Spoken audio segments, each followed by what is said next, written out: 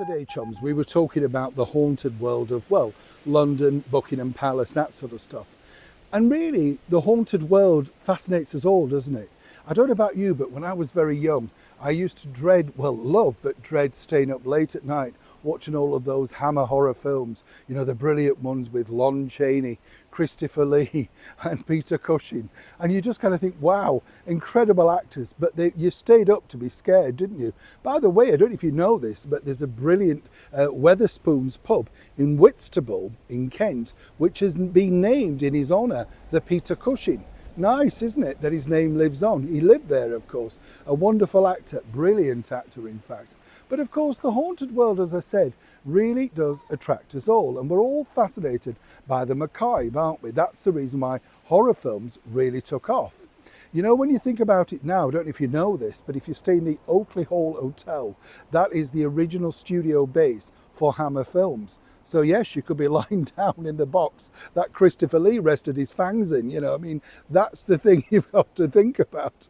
But this particular story I wanted to share with you because it came from a wonderful conversation with someone regarding exactly now how, you know what it's like, whatever city you're in, as many of you know, I was recently filming up in York, a wonderful area in North Yorkshire, and apparently one of the most haunted places, you know, areas in the United Kingdom. I know. Even I felt as I opened my wallet, well, there's no cobwebs here because they could be beaten in York, you know what I'm saying?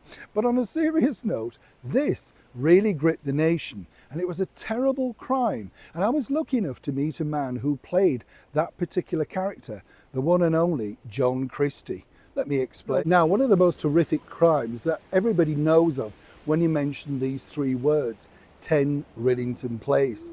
Oh yes, I remember seeing that film with a brilliant actor many years before I sat down and became friends with him, Lord Dickie Attenborough, Richard Attenborough. But what was fascinating about this was when you think about it now, we look at everything and we kind of look at crimes and then it gets the people following them on, doesn't it? And wanting almost to be part of the situation, no matter how distasteful it may be. If you don't know, of course, about the crimes of John Christie, he became infamous right through the end of the war and right through to the early 1950s. So much so that his hat, which he famously wore, was dubbed the Christie hat. And get this, became a fashion item. How could that possibly be? But it did.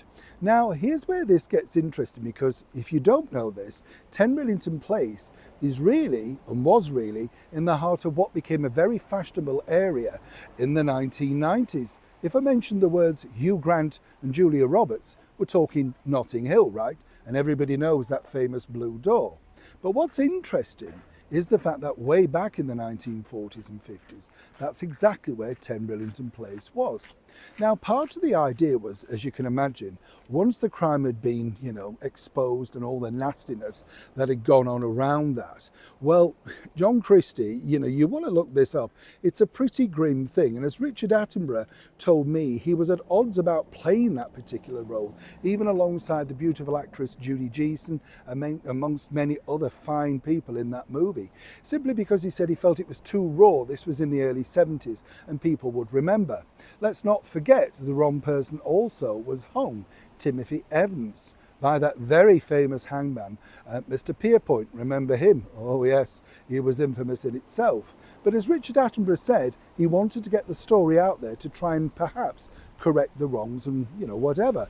But this is an interesting side because way back, literally in the early 1950s, towards the end as well, before the houses were finally pulled down, well, apparently many tourists decided to make the pilgrimage to take their pictures outside the house. So you see, nothing's new, whether we call it selfies, streaming, whatever. It literally became a thing. And it was only stopped by the City Council of Westminster at the time because people were billing tours and making profits of taking people round the area that was 10 Rillington Place. And as you can see from this picture here, incredible to think. Now, if you want to try and find that area, well, you'd be very hard pressed. It's completely redeveloped, etc., and now called Ruston Close. Now, I've got to be honest, I have been round that area. And of course, a lot of people say, oh, it's very spooky, it's very dark and you feel a presence. I'm sure you do, given what went on. but then again, it's a sellable point. And once again, people are actually taking people on tours of that particular area, simply because they said it's of a cultural reference. Now, I don't know about you, but what do you think to things like that? And would you dare go on this, say, on a midnight tour? Because that's apparently what people are still planning. If you've never seen the movie 10 Rillington Place, trust me, it's a very hard watch, but fine performances throughout, including my good friend, Sir Richard Attenborough. But as I said, the story is real and people should have the respect. But likewise, as I said at the start of this video, people are still fascinated by some of the most extreme, macabre things that have gone on in this world. Now, I'd love to know, is there something in your area that gets talked about, whether it's in your village or city, that everybody remembers from way back? It could be maybe somebody in the stocks in the medieval times or a Victorian thing. I'd love to know. And if you can, as ever, chums, share your story with manners and politeness. And if you can also, please like and share. Neil Sean in the very heart of Yorkshire.